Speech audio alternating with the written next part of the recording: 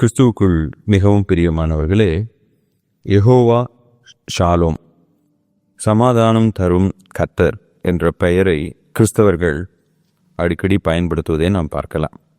சிலர் தங்களுடைய வீடுகளுக்கு கூட யெகோவா ஷாலோம் என்று பெயரிடுவதை நாம் பார்த்திருக்கலாம். இந்த பெயர் வேதத்திலே யாரால் எங்கு பயன்படுத்தப்பட்டது? நியாயாதிபதிகள் 6ஆம் அதிகாரம் 24ஆம் வசனம். அங்கே கிதியோன் கர்த்தருக்கு ஒரு பலிபீடத்தை கட்டி அதற்கு யெகோவா ஷாலோம் என்று பெயரிட்டான். அது இந்நாள் வரைக்கும் அபியேசரின் ஊராகிய ஓப்ராவில் இருக்கிறது. முதல் முறையாக யெகோவா ஷாலோம் என்ற பெயரை கிதியோன் நியாயாதிபதிகளின் புஸ்தகத்தில் பயன்படுத்துவதை நாம் பார்க்கலாம். இந்த நியாயாதிபதிகள் புஸ்தகத்திலே எந்த கால சூழ்நிலையில் கிதியோன் யெகோவா ஷாலோம் என்று பயன்படுத்துகிறார்? இன்றைக்கு பலரும் யெகோவா ஷாலோம் என்று சொல்லும்போது அவங்களுடைய வாழ்க்கையில் கடவுள் சமாதானத்தை கொடுப்பாரு, அவங்களுடைய பிரச்சனையெல்லாம் தீர்த்து வைப்பார். 2 நபர்களுக்கு இடையே ஒரு பிரச்சனை இருக்கும்னா அதில் கடவுள் சமாதானத்தை கொடுப்பார். கணவன் மனைவி இருவரும் பிரிந்திருப்பார்கள் என்றால் அவர்களுக்கு சமாதானத்தை கொடுப்பார் என்று மனிதர்களுக்குள்ளாக கடவுள் சமாதானத்தை கொடுக்கிறவர் என்ற அர்த்தத்திலே பயன்படுத்தப்படுகிறது. ஆனால் இந்த அதிகாரத்திலே 22ஆம் வசனத்தை நாம் பார்ப்போமே என்றால் அங்கே கிதியோன் சொல்கிறார், ஐயோ கர்த்தரான ஆண்டவரை, நான் கர்த்தருடைய தூதனை முகமுகமாய் கண்டேனே என்றான். வேதத்தின்படி மனிதன் கடவுளை சந்தித்தால் மனிதன் அழிக்கப்பட வேண்டும். ஏன்னா கர்த்தர் பரிசுத்தராக இருக்கிறார், மனிதன் பாவியாக இருக்கிறான். பாவ மனிதனால கடவுளுக்கு முன்னாடி நிற்க முடியாது. கடவுள் பரிசுத்தமானவராக இருப்பதனாலே பாவத்தை அவர் தண்டிக்கிறவராகவும் பாவ மனிதனை அவர் தண்டிக்கிறவராகவும் இருக்கிறார்.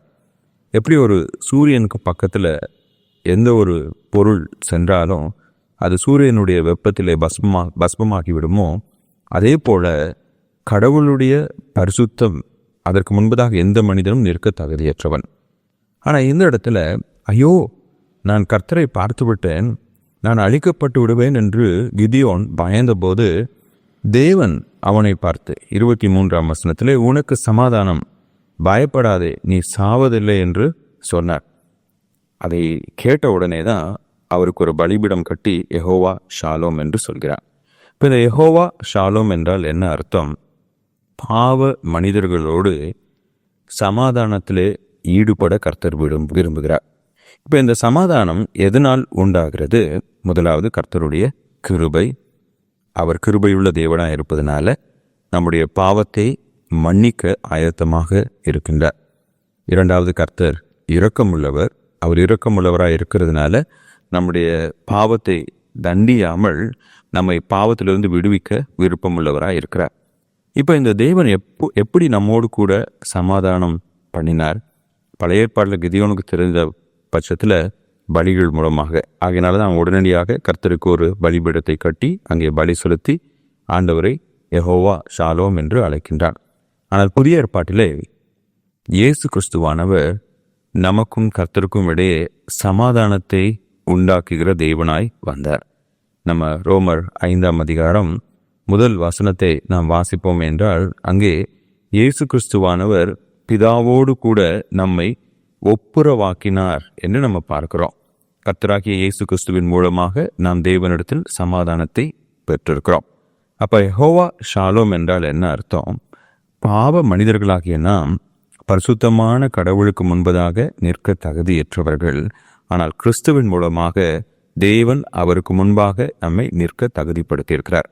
அப்போ யாரெல்லாம் இயேசு கிறிஸ்து தங்களுடைய பாவங்களுக்காக மரித்து உயிர்த்தெழுந்த இரட்சகர் என்பதை விசுவாசித்திருக்கிறார்களோ அவர்கள் அத்தனை பேருக்கும் தேவனோடு சமாதானம் கிடைத்திருக்கிறது.